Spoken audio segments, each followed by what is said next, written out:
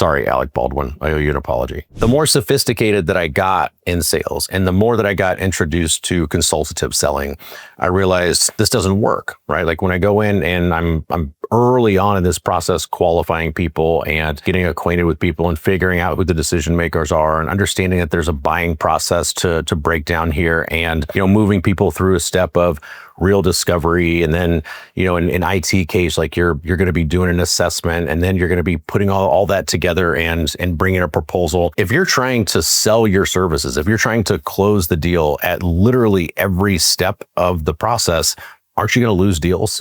Right? Like if I connect with somebody on LinkedIn and we start a conversation, hey, buy my shit. We show up to our first introductory call, like to see if there's a potential good fit. Hey, buy my shit. Like that doesn't work. The more I got into consultative selling, the more I started to think, yeah, it's just kind of like an outdated concept. Or maybe it's something that, for very transactional nature type of stuff, maybe it has its place, but it's not for selling MSP services. It's not for good B2B sales processes. As time went on, and the more that I understood the consultative selling process, and the more that I broke these things down and designed more of them, and the more calls that I listened to, the more processes that I saw, the more I saw how people executed the sales process, I actually came full circle. I said, you know what? Like actually, when you break this down, we are actually always closing. And it's just not always how you think.